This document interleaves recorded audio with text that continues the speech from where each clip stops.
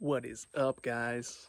We're here in the beautiful state of Mississippi in the woods,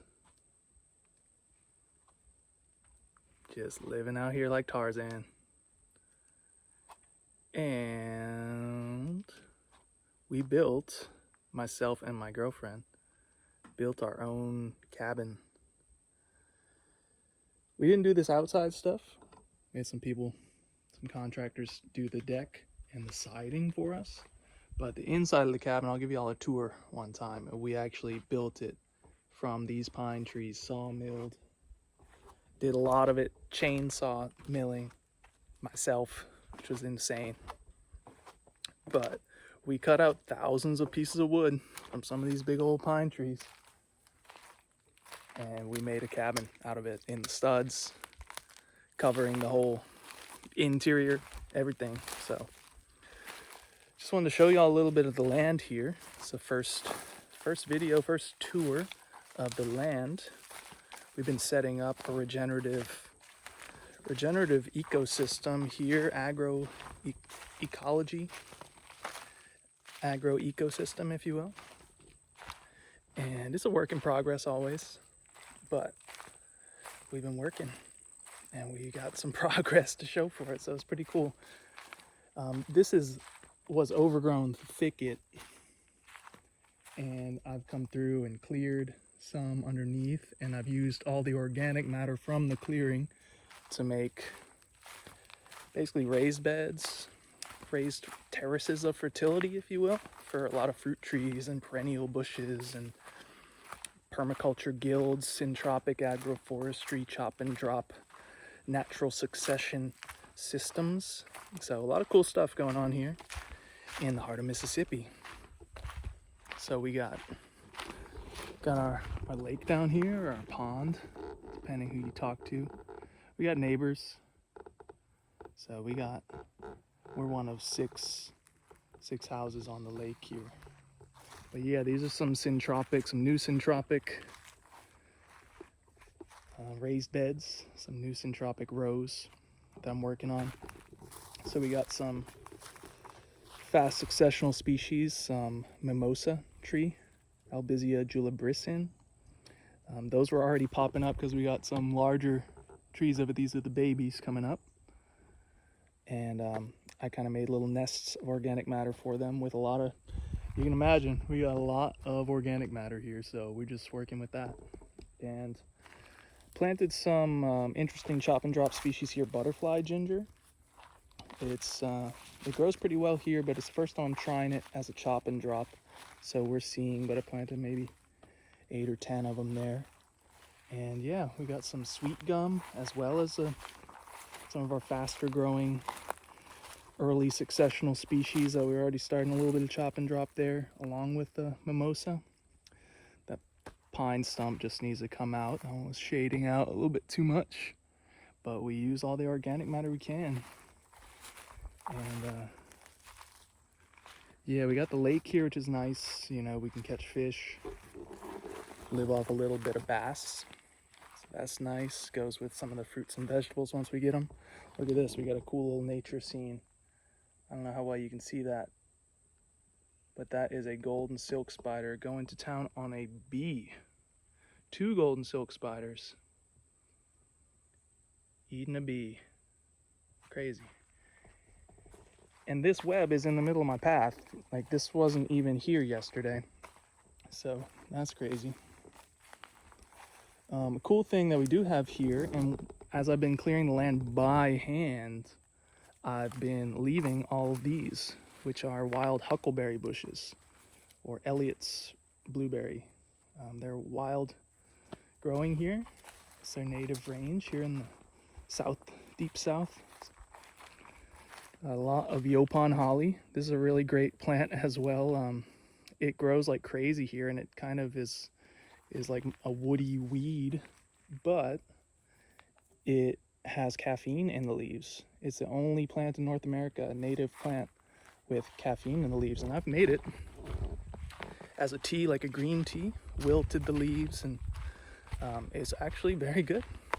I used to work in the tea industry, so I got a little bit of a little bit of an idea of what tea is supposed to taste like, and this was good stuff. And we got a lot growing here. You know, this is a forest. It would have in ancient times been more of a pine savanna. Native Americans and just natural lightning would have burned the understory in a very healthy way every few years, and it would have made it much more open underneath and much more just pine trees.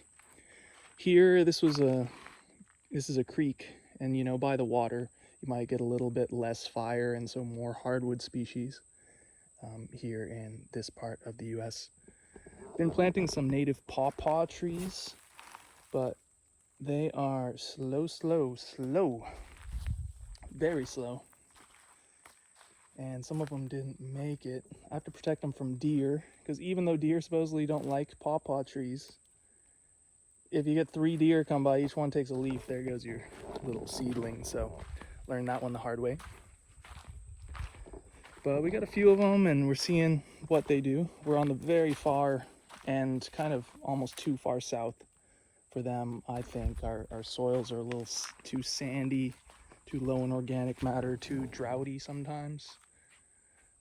That's what I'm finding, but some of the pawpaws, I planted about 40 different varieties, seedlings, grafted, bare root, potted. I want some pawpaws. I love mangoes, and so we're trying some pawpaws here, hopefully. This is what I call the creek garden, and it's got some little pawpaws in there. Actually, I'll show y'all some of our better looking pawpaws. Again, we got deer fence, but this is one of the best looking pawpaws that we planted out here. It's looking pretty good. It is, what variety is that? It's a Potomac. If I'm not mistaken, that's from the Kentucky State University breeding program. A lot of these are. We got galangal or Thai ginger there. We got, this is kind of a weedy mess, but it's also full of sweet potatoes, which are a lot of the weeds. Lemongrass, taro. So the taro likes the wet areas. The Colocasia esculenta. That's the old world taro, Asian taro. We got some grafted persimmons here that are growing. We're growing. And these are, they got some invasive Japanese fern growing on them, but I'm not too bothered. I can check on that. This is a chocolate persimmon. So it's a native persimmon seedling from probably, we got a couple Native American persimmon trees that have put out fruit, and their little seedlings pop up, and then I'll come and I'll graft on top of them. So you can see, sorry if the video is crazy, but you can see that was a graft, a cleft graft, I believe. No, a whipping tongue graft. Pardon my French. Okay. So yeah, so that's a chocolate persimmon growing as of this year. Got a couple other ones over here, though we having a little bit of pest issues on this grafted persimmon. This, I believe, is also a chocolate persimmon, but it looks like its new leaves looking a lot better than the older ones. And then we got another grafted persimmon right there, which is a giant fuyu, I believe. Some turmeric mixed in, some small blueberry bushes that are kind of getting covered by sweet potatoes, which is a crazy problem to have. But I'm enjoying it out here. It's a lot of work. Certainly setting it up. Certainly a lot of work. Yeah, these are what the Native American persimmons seedlings look like. So I could maybe next year, if that gets thicker, I can graft another persimmon onto it. That'll just the native ones here. I find they don't put out much fruit at all, and the fruit are pretty small when they do. And so I think for my benefit and for the wildlife's benefit, we can grow some more productive persimmons, and they're very adapted to this area clearly. So that's a good possibility. And yeah, this is just more of the creek garden here. Planted a banana there. They freeze back every winter, so we never get fruit. But That banana is from my hometown of New Orleans, so I brought some banana pups up here. And we got wild blackberries coming into the path. They got some vicious thorns. Those things will just grab you. But we get a few southern blackberries or sawtooth blackberries here. I prefer the spineless, thornless blackberries for obvious reasons. But they get more issues with deer and birds and stuff, so some trade-offs. So I'm growing some native trees, some native like nut trees and fruit trees, and but native ones that I got from a state nursery. So we got pecan and shellbark hickory and a little red mulberry, all native trees, and a black walnut.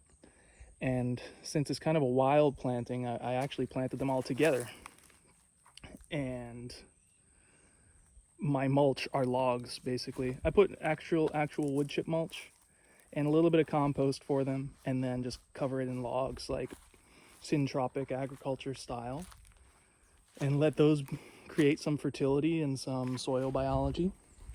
And we'll see how that goes. But you know, it takes time, especially with these woody materials. So got a couple more there, red mulberry and I think a shellbark hickory, but planted on the exact same day, same species, and look how much more these have grown.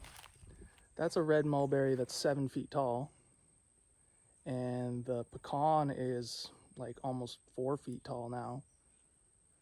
And you know, it just goes to show that was with the same substrate, same spot, same plant, same day, but there's a bit of a drainage here, and I think just that extra moisture and that little bit of extra organic matter can make all the difference. So we're seeing some good growth right here. I'm excited for these trees, and we'll see how they grow. If we get a red mulberry tree and a pecan tree growing out the same spot, we'll see. I might just let them, and if we get half as many pecans and half as many mulberries, but we get both, I could be happy with that.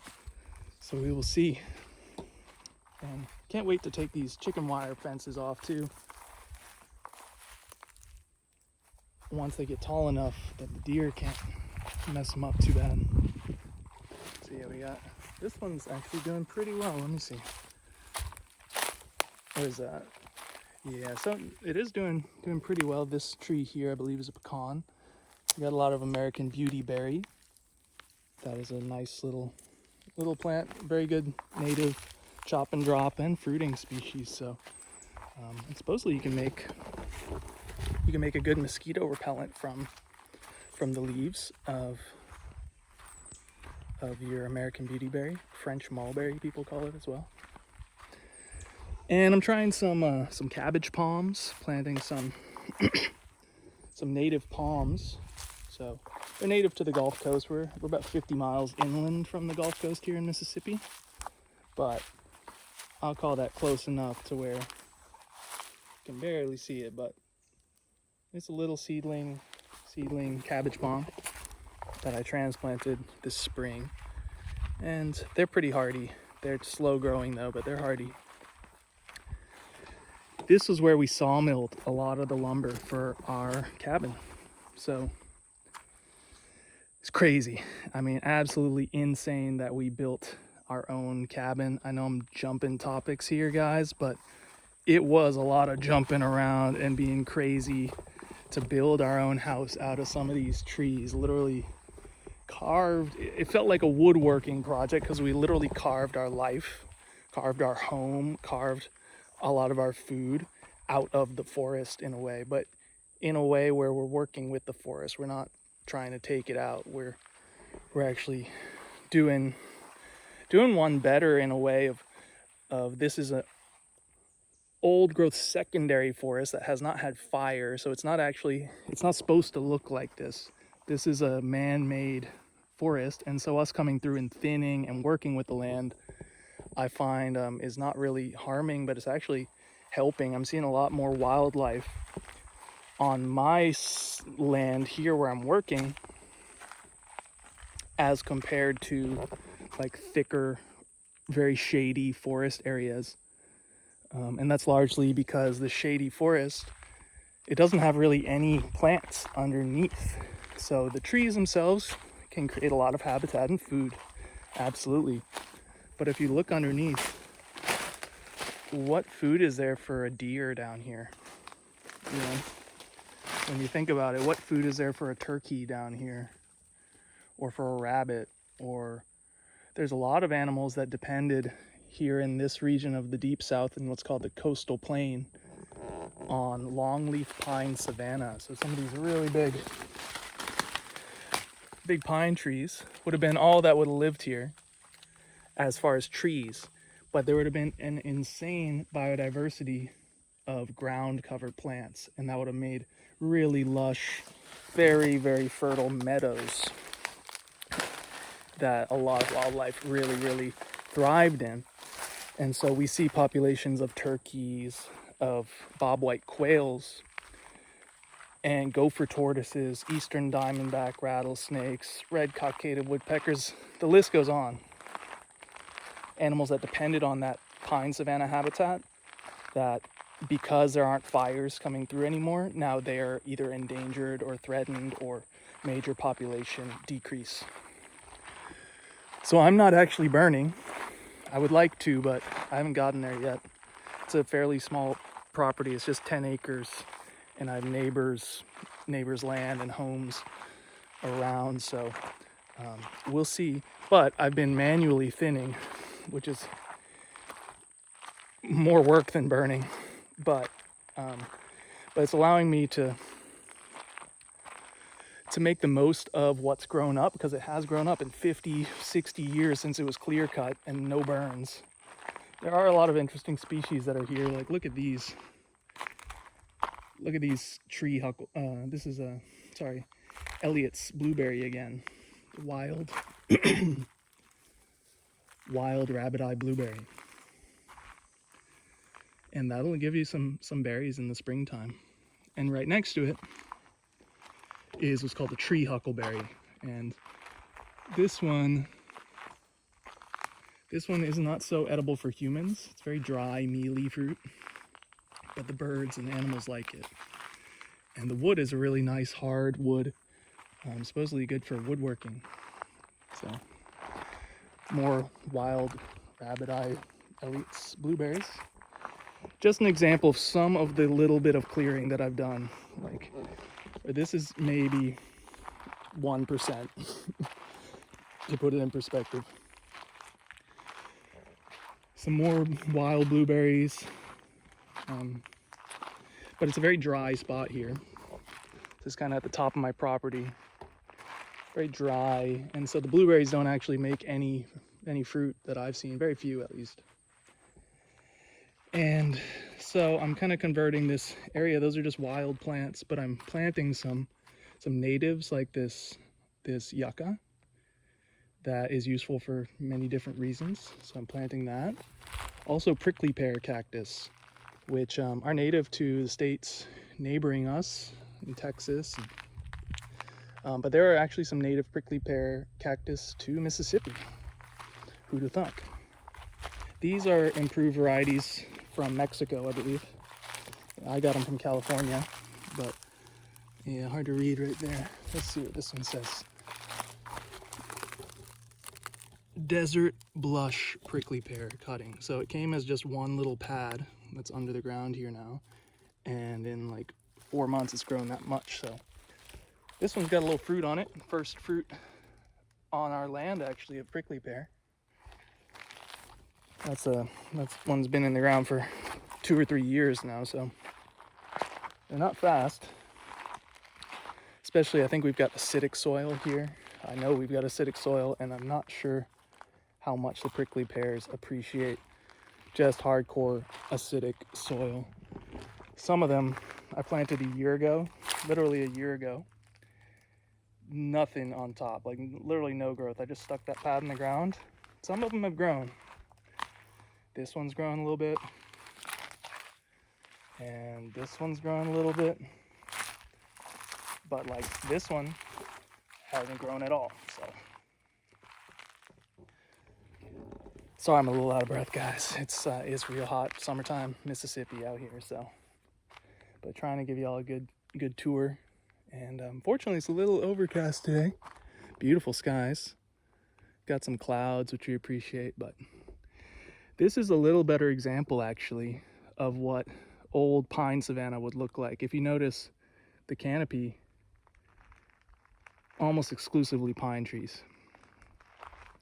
Now this area had been burned, and this is my neighbor's land, and they had been doing some controlled burns every 5 or 10 years, and it really kept, you can see the difference. So look how thick, and there's almost no plants on the bottom layer there, and the few that are not really particularly edible for animals. And then you come over here, and immediately you can see there's a lot more grasses, a lot more little herbs and forbs and legumes, and blueberry bushes do very well. This is a blueberry, that's a blueberry, that's blueberry, that's blueberry, all wild Elliot's blueberry. A lot of flowering plants. All of this because fire will burn out the hardwoods and allow just the pines, which allow a good sunlight down to the forest floor. Though this hasn't had a fire in years either. This one is overdue. It's starting to get too choked up with this Yopon holly. It's the caffeinated plant, so that's cool, but we don't need that much caffeine. And some of these iron oaks, blackjack oaks popping up, but those, they look small, but it's not the most fertile land to begin with, and so that's part of why a pine savanna is actually the optimal, most climax and biodiverse situation on lands like this that are not so fertile. If it were more fertile in the ground, like the soil itself, and there was more moisture in the ground, because these are usually hills, if there's more moisture in the ground, sure, maybe hardwood forests like in the Appalachians would be more productive. But given the constraints we have here, which are extreme heat in the summertime, we get some hard frosts in the winter, and we're in hilly, sandy, low organic matter soil. And nature's found that the best way for this land to be managed is with fire, is with open understory. And so look how thick this is. This is my land that's never had a burn. I bought the land 2 years ago, and hasn't had a burn in more than my lifetime. And you can see it's just a thick thicket. There's still wildlife there, of course, but they benefit from the diversity of habitat, that they can be here and then also be here and then be down by the lake.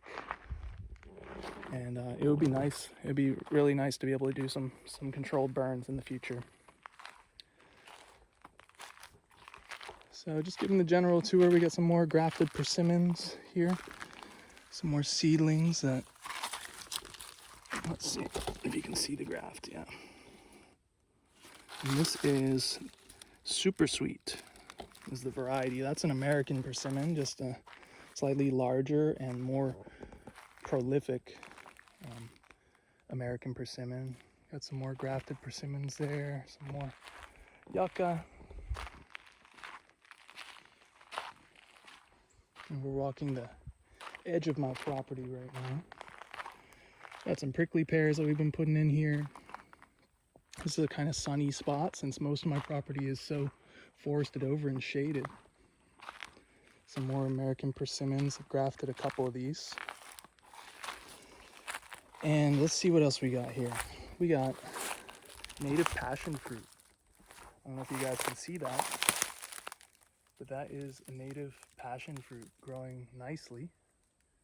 It's called maypop, or Passiflora incarnata. Makes beautiful flowers, tasty fruits, and it's a native vining plant. What's there not to love? So I planted that, but I got seeds from a local town. I just found some passion fruit when it was the season. I was able to get some seeds. And I also got some seeds from a friend, a neighbor who's part of the Master Gardeners group. And she gave me some seeds as well. I mixed them all together, planted them in some pots, and the following spring we got some popping up. So I've got some maypops growing all around. Another just small example of some of the brush that is being cleared here. Now this is cool. We got some rain a couple days ago, and what that can mean in the warm season is chanterelle mushrooms. So we've only got one here. That's a smooth chanterelle, I believe, or golden chanterelle. Usually there will be more than one, and I think it's because we didn't get such a heavy rain. So I'll leave that one for the wildlife. But yeah, we get mushrooms out here. A lot of plants, obviously. Native muscadine vines, muscadine grapes. For those of you who don't know, that's a southern grape, wild grape.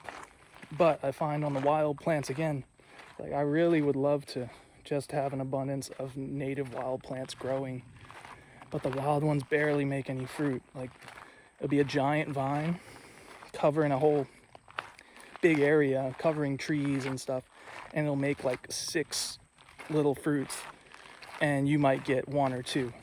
And it just, maybe if you put some more fertility at its roots, maybe that would be a good idea. But that's where improved varieties of the natives come into play. So this is kind of the entrance to my property, coming from this dirt road. I've got trying out some drip irrigation on some native trees as well, some native red mulberries, pecans, black walnuts, and shellbark hickory. And now we're walking into our property. Got chestnut trees as well, some Chinese chestnuts and some American hybrid chestnuts. So seeing how those do, I'm excited for those. The drip irrigation messes up, so I'm actually maybe today going to do some fixing on the drip irrigation. So this is the food forest itself. This is planted on contour. We've got quite a few rows planted on contour, loaded with organic matter. I'll give you all a full tour of the food forest another day, but let's see if you can see. Loaded with organic matter, with logs, branches, wood chips, a lot of chop and drop. That's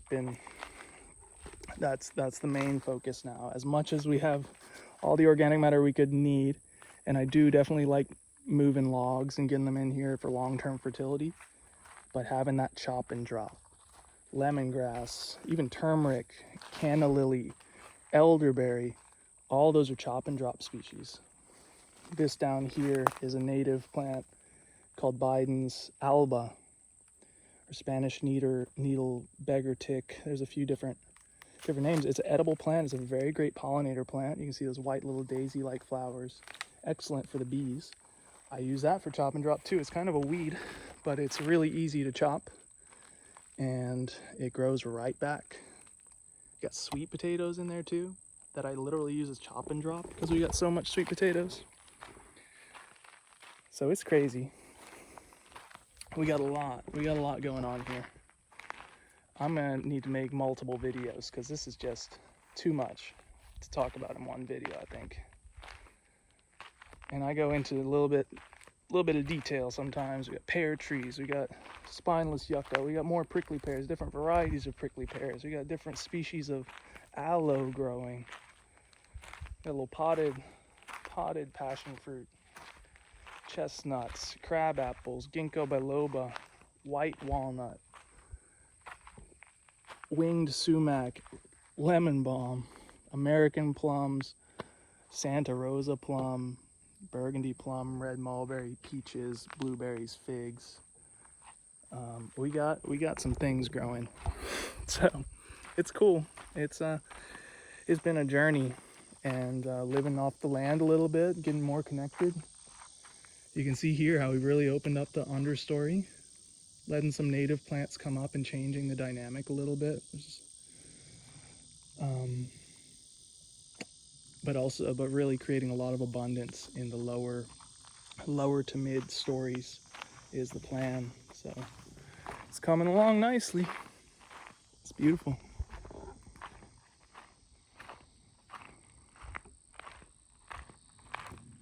And so we'll walk back now to the house. You can see how our trails are and how I had to put this up to keep the deer out. This is not a super deer proof fence, but it works, and it was the most cost effective and quickest thing I could get up, at least by myself, you know. And it's been working for the most part. Deer fence, but it's a real deal. Like, I gotta check out here. Sometimes the deer, depending on time of year, if there's not enough food elsewhere, they come looking, and they know they know in the food forest it's happening in there. So yeah, making little trails too. It's fun, but it's a lot of work, and you got to enjoy it. You got to really love it. I love it, so it works for me. Look at these little beetles eating this little fruit. Just a wild something. I don't know what species of plant this is.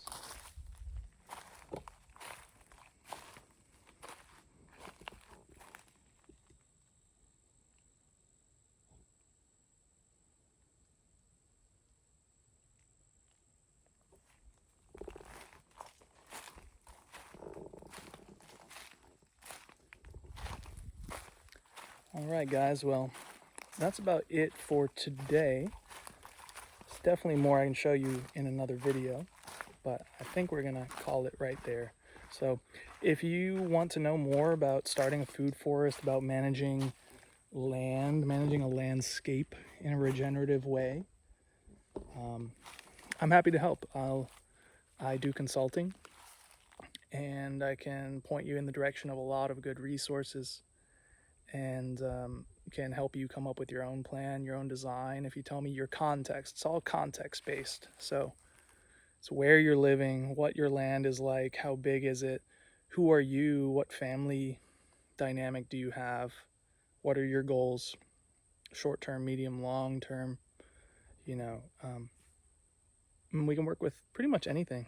That's the fun thing about it, and it's always working with nature, so we like that a lot. All right, guys, well, thanks for tuning in, and I'll see y'all on the next video. Peace out.